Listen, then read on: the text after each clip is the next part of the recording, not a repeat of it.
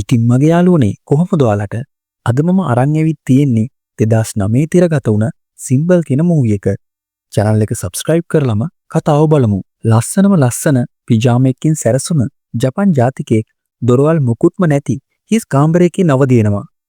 ඉතින් මෙහෙම අවදියලා බලනකොට දකිනවා මේකේ ජනලයක් තියා සීලිමක්වත් නැහැ කියලා. ඉතින් මෙයා බිත්තිය ගාවට ලං වෙනවා. ඇත්තටම මෙතන මොකද්ද වෙන්නේ කියලා බලන්න. එතකොට තමා මෙයා මෙතනින් තවත් පුදුම දෙයක් හොයාගන්නේ. පිරිමි කෙනෙක්ගේ රන්නික්කට සමාන ඉන්ද්‍රියක් මේ බිත්ති හැම තැනම වගේ පේන්න තියෙනවා. එයා දෙතුන් වතාවක්ම මේක ඇඟිල්ලෙන් තල්ලු කරාට පස්සේ එයාට හිතෙනවා මේක ඉහළ කොටස මෙතන තද කරන්න. ඔන්න එතකොටම සිනාසෙන දේවදරුවෝ 100 ගාණක් මෙතන බිම සහ බිත්ති වලින් එළියට එන්න පටන් ගන්නවා. ඒගොල්ලෝ නැවත යාමට පෙර තප්පර කීපයක් විතර රැඳ සිටින අතර ඒගොල්ලෝ නැවත බිත්ති හරහා ගමන් කරාට පස්සේ එතන ඉතුරු වෙන්නේ එකම එක දෙයයි. පේන විදියට නම් මේ බිත්ති වල තියෙන ඔක්කොම ඒගොල්ලන්ගේ රන්දිකලා. ඉතින් මෙයා මේ ඉන්න අදිරි හඳුන්වන්නේ ඉගෙනීම කියලා. ඉතින් මේ අමුතු හැඩයක් තියෙන බොත්තම ස්පර්ශ කළ ගමන් එයා ඊටමත් බයෙන් කෑ ගහනවා. පසු එයා කෑ ගසමින් කන්නලව් කරන්න පටන් ගන්නවා. වටපිටාව ඉන්න කවුරුම හරි එයාට උදව් කරයි කියලා හිතලා. නමුත් අපිට පේනවා ඊකින් කිසිම වැඩක් වෙන්නේ නැහැ කියලා. ඊට පස්සේ එයා තීරණය කරනවා සිද්ධ වෙන්නේ මොකද්ද කියලා බලන්නත් එක්ක මෙතන තියෙන විවිධ බොත්තම් ඔබලා බලන්න. එයා මේ විදියට බොත්තමක් ඔප්පු සෑම අවස්ථාවකම ඊටමත් අහඹ වස්තුවක් කාමරයට වැටෙනවා. ඇතැම් වෙලාවට ඒවා කුඩා දත්බුරුසුවක් වෙන්නත් පුළුවන් අතර සමහර වෙලාවට ඒක විශාල දෙයක් වුණත් එකම බොත්තම නැවත නැවත එබීමෙන් එයාට එකම වස්තුව නැවත නැවත ලබා ගන්න පුළුවන් වෙනවා. ඉතින් එයා මේක හරියටම වැඩ කරනවද කියලා බලන්නත් එක්ක එක විශිෂ්ට බොත්තමක් නැවත නැවතත් ඔබන අතර එයාට පුළුවන් වෙනවා චොක්ලට්ස් විශාල ප්‍රමාණයක් ලබා ගන්න. මේ විදියට එයා තවත් බොත්තමක් එබුවට පස්සේ එයාගේ විනෝදය කෙටි කාලෙකින් නවතිනවා. එකපාරටම එයා ගාවට තල්ලු කරන පොඩි කරත්තයක් බිත්තියෙන් එළියට ඇවිත් මෙයාගේ කකුලේ වදිනවා. මේකෙන් වේදනාවට පත්වන එයා ඊටමත් වේදනාවෙන් කෑ ගහනවා. එයා ඊළඟට ඔබන බොත්තම ඇත්තට මොකද්ද කියලා බලන්නකෝ. ඇත්තට මේක පොඩි ළමයෙක්ගේ පස්සක්. මේකෙන්නේ දේවදූතයා වාතයක් නිකුත් කරනවා. පැය කීපයකට පස්සේ අපිට පේනවා මේ කාමරය එකිනෙකට වෙනස් වස්තුන් හුඟක් තියෙනවා කියලා. ඉතින් එයා මෙතනදී එයා ගාව තියෙන බෝතලයක් බිත්තියට විසි කරනවා. ඒකෙන් බොත්තමක් විබිලා ඒකෙන් සුසී තමා එළියට එන්නේ. ඉතින් මේ වෙලාවේ එයා හුඟක් සතුටු වෙනවා. මොකද එයා හුඟක් බඩගින්නෙන් හිටපු නිසා. ඒත් එයාට තේරෙනවා සුසී කන්න සෝස් නැහැ කියලා. ඒ නිසා එයාව අල්ලන් ඉන්න එකෙන් උදව් ඉල්ලනවා. එයාට කරුණා කරලා සෝස් බෝතලයක් ලබා දෙන්න කියලා. නමුත් සෑම විටම වගේ එයාට පිළිතුරක් ලැබෙන්නේ නැති නිසා එයා සෝස් බෝතලයක් ලැබෙනකන් අර බටන් එක දිගට ඔබන්න පටන් ගන්නවා. ඉතින් මේ විදිහට එයා ඉස්සරහා සුසී ගොඩ ගැහෙන නමුත් එයාට තාමත් නම් සෝස් බෝතලයක් ලැබිලා නැහැ. ඊට පස්සේ එයා බලාපොරොත්තු අතෑරලා දාලා තීරණය කරනවා සුසීට කන්න. මේවා කද්දි තමයි එයාට තේරෙන්නේ ඒවා ඊටමත් රසවත් කියලා. ඉතින් මේ විදිහට සුසීටි කාලා ඉවරුනාට පස්සේ එයා තීරණය කරනවා එයා ගාව තියෙන තවත් බොත්තමක් ඔබන්න. හැබැයි අවසානෙට මේ බොත්තම ඉබුවට පස්සේ සෝයා සෝස් බෝතලයක් එළියට එනවා. මේක දැකපු එයා ඊටමත් කෝපයටපත් වෙලා කෝපයෙන්ම බෝතලේ එළියට විසි කරලා මෙතන තියෙන තවත් බොත්තමක් ඔබනවා. මෙතනදී එයාට පුළුවන් වෙනවා පැරණි කාලේ තිබුණ 3D ග්ලාස් එකක් ලබා ගන්න. ඉතින් මෙන්න මේ විදිහට ඒක දාලා බලනකොට මෙයාට පේනවා අර දේවදූතයන්ගේ එක සමාජිකයෙක් එයාගේ බොත්තම ඔබන්න කියලා මෙයාට පෙන්නනවා කියලා. මේකෙන් ඊටමත් සතුටටපත් වෙන ඔහුට හිතෙන්නේ එයාට එළියට යන්න පුළුවන් උත්තරේ හොයාගන්න පුළුවන් වුණා කියලා. කොහොම වුණත් මේ විශේෂ බොත්තම ඉබුවට පස්සේ එයාට මෙතනින් ලැබෙන්නේ කවුන්ට් ඩවුන් එකක්. ඒ වගේම කවුන්ට් ඩවුන් එක අවසන් වුණාට පස්සේ අපිට පේනවා සිවිලිමින් විශාල පස්සක් එළියට එනවා. ඒ වගේම තමයි ඒකෙන් මුළු කාමරේ ගඳගස්සමින් වාතයක් පිට කරනවා. පැය කීපයකට පස්සේ එයා මෙතනදී කතන්දර පොතක් කියවනවා. අපිට පේන විදිහට නම් ඒ පොත හුඟක් ඉන්ටරෙස්ටිං වගේ. ඒකට හේතුව තමයි එයා ඒ පොත් සෙට් එකේ කොටස් 5ක් කියවලා. ඒ වගේම එයා මෙතන 6 වෙනි පොත ලබා ගන්න බොත්තම ඔබන නමුත් එයාට එවෙනුත් ලැබෙන්නේ 7 වෙනි පොත. මේකෙන් කලකිරීමට පත්විච්ච එයා උත්සාහ කරනවා මෙතන තියෙන වෙනත් බොත්තම් ඔබන්න. නමුත් එයාට 8 වන සහ 9 වන පොත ලැබෙන අතර තාමත් 6 වෙනි පොත නම් හොයා ගන්න ලැබිලා නැහැ. එයා උත්සාහ කරනවා අවසාන බොත්තම නිසා එයාට තවත් පුදුම සාගත දෙයක් ලැබෙනවා. එයාගේ පිටිපස්සේ තියෙන බිත්තියේ කොටසක් විවෘත වෙන අතර පිටිපස්සෙන් තියෙන දොරක්. එම නිසා මෙයා මේ සොයා ගැනීම ඉතාමත් සතුටින් සමරන නමුත් එයාගේ උද්‍යෝගයේ ටික වෙලාවයි. මොකද ඊට පස්සේ එයාට අමතක වෙනවා සිදුර ඇරිය බොත්තම් මෙතනින් මොකද්ද කියන එක.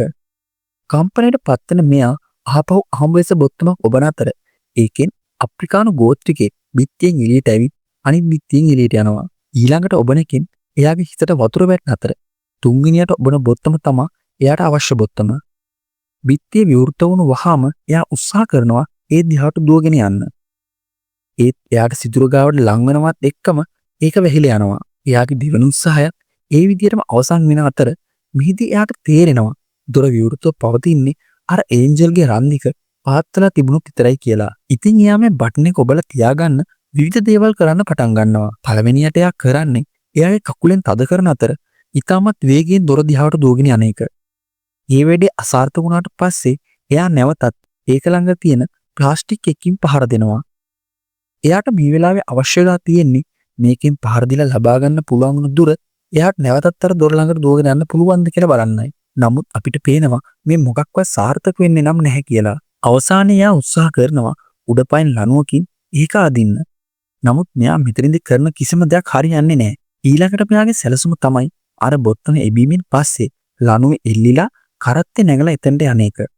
නමුත් කීපවතාවකම එයා මේකට උත්සාහ කරාට පස්සේ එයාට තේරෙනවා ඇත්තටම කරත්තේ ගමන් කරන පැත්ත එයාට පාලනය කරන්න බෑ කියලා. එයා කොහොම හරි කරන්න ඕනේ මේ බොත්තම් පාත් කරලා තියාගන්න මාර්ගයක් හොයාගන්න එක. ඊට පස්සේ එයා විශාල බඳුන බොත්තම් මත තියනවා. නමුත් මේ වෙලාවේදී බොත්තම නැවත ඉහළට ඉස්ස වෙනවා.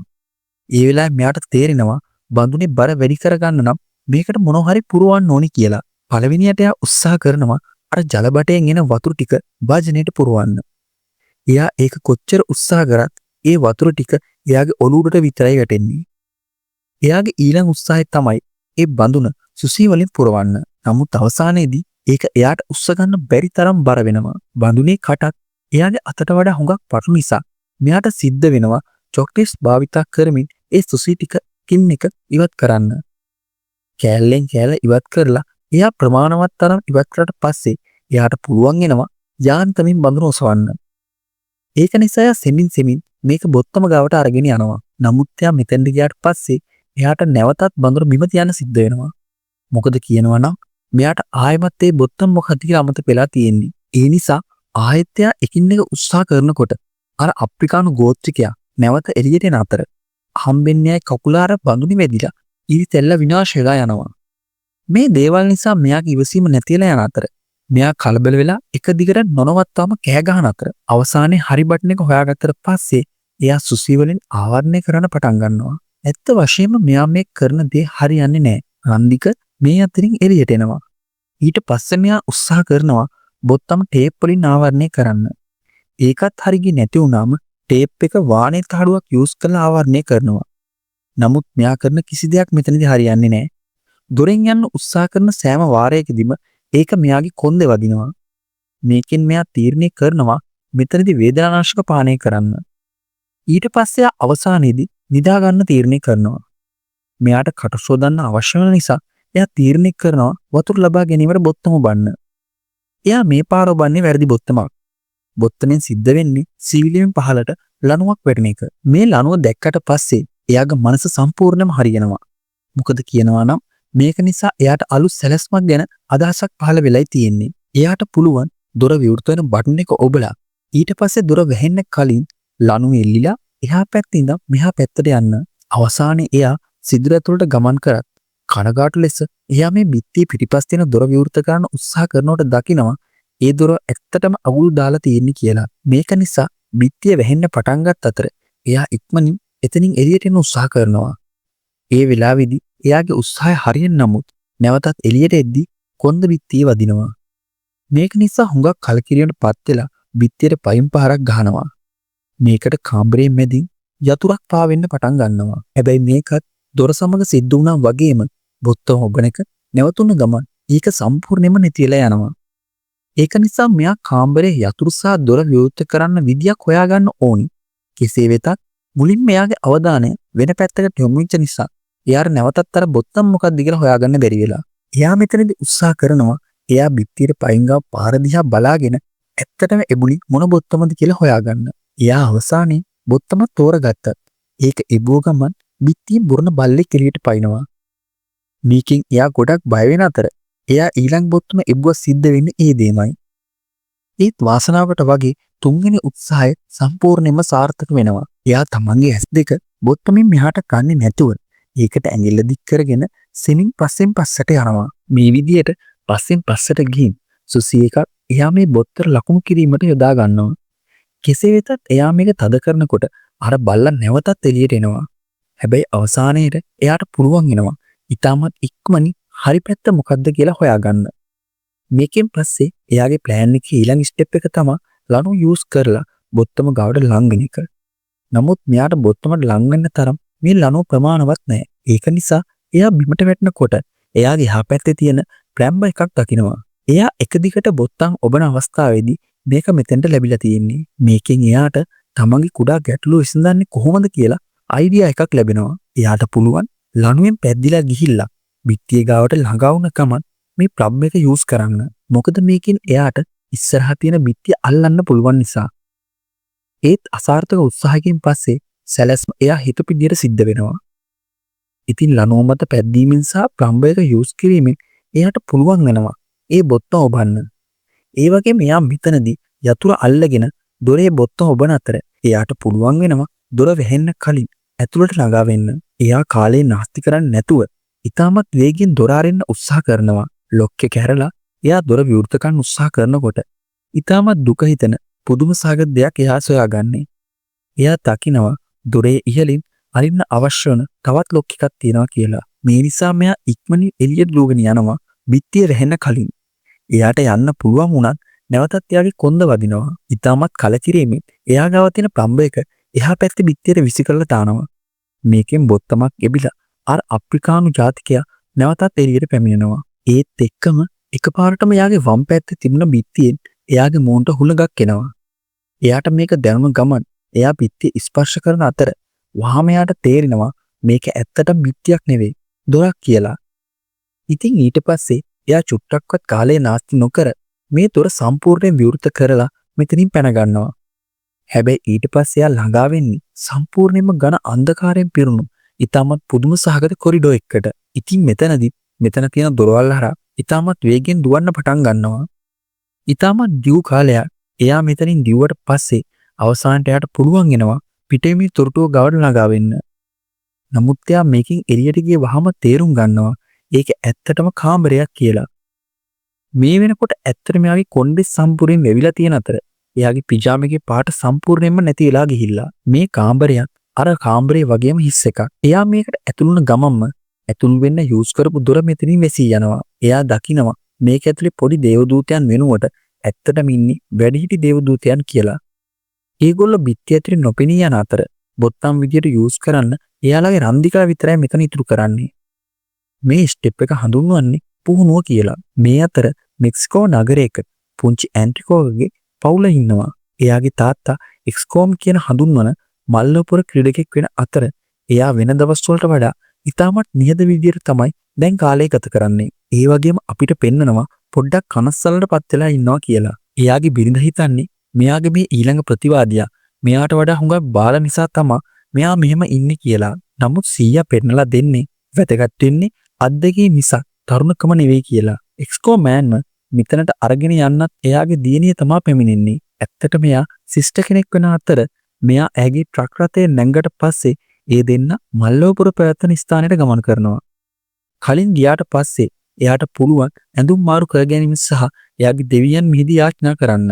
එක්ස්කොමෝන් ඔට්ටු ඇල්ලීම නිසා ඇන්ටෝනි පාසලේදී පන්ති යහළුවන් විසින් එයාට විහිළු කරන්න පටන් ගන්නවා. එක්ස්කොමෑන් කියන්නේ ඊටමත් දුර්වල ඒ වගේම පරාජිතයෙක් කියලා. මැච් එක පටන් ගන්න වෙලාව ලම් වෙනකොට සිස්ටර් නැවතත් ඇගේ වෑන් එකෙන් ඇන්ටෝනිගේ සීයාව මල්ලවපුර පැවැත්වෙන ස්ථානට අරගෙන එනවා. මොකද එතකොට ඒගොල්ලොන්ට පුළුවන් ඇතුල් වෙලා එක්ස්කොමෑන් සටන් කරන ආකාරය බලන්න. ඒත් අපිට පේනවා සිස්ටර් මේ තරඟේ නරඹන්න මෙතන ඉන්නේ නැහැ කියලා. ඇන්ටෝනිගේ සීයා මල්ලවපුර පැවැත්වෙන ස්ථානට ගමන් කරන අතර ඒගොල්ලන්ට පුළුවන් වෙනවා ඉතුරු වෙලා තියෙන අවසන් ෂීට් එක හොයාගන්න. රින් එක ගාවට ළඟා වෙන පළවෙනි කණ්ඩායම වෙන්නේ නෝද ටොප්ස්මෑන් කියන ටීම් එකේ ඉන්න දෙන්න. සුපර් ඩීමන් සහ ටිකියුලා ජෝයිට ඊට පස්සේ තමයි එක්ස්ට්‍රොමෑන්ස් සහායකයා වන සිල්වර් ඊගල් මේ රින් එක ගාවට ලං වෙන්නේ. ඉතින් අපිට පේනවා ඒගොල්ලොන්ගේ ටීම් එකේ නම සිල්වර් ඊගල් තමයි අරගොල්ලෝ එක්ක සටන් කරන්න මුලින්ම රින් එක ඇතුළට ගමන් කරන්නේ.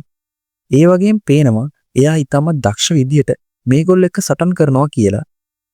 නමුත් ටික වෙලාවකින් අනිත් ටීමේ කට්ටියට පුළුවන් වෙනවා මෙයාට පහර දීලා ඉක්මනින්ම යටපත් කරගන්න. ඒ දෙන්න තනි තනියෙන් සටන් කරන්නේ නැතුව දෙන්න එක එකතු වෙලා මෙයාට පහර දෙනවා. මෙයා දිගින් දිගටම එස්කුමෝන් කතා කරනවා රින් එක ඇතුළට එන්න කියලා. නමුත් අපිට පේනවා එයා තරඟයේ නීති රීති වලට ගරු කරනවා කියන එක. මේ නිසා එයා තීරණය කරනවා එයාගේ සහායකයා එයාට අත දෙනකම් රින් එක ඇතුළට නොයා ඉන්න. අවසානයේදී සහායකයාට පුළුවන් වෙනවා මේ දෙන්නව රවට්ටලා එස්කුමාන්ට අත දෙන්න. එයා ඉක්මනින් රින් එක ඇතුළට ගමන් කරන අතර අවසානයේ සිද්ධ වෙන්නේ එයාටත් මේගොල්ලෝ විසින් පහර දෙන එක.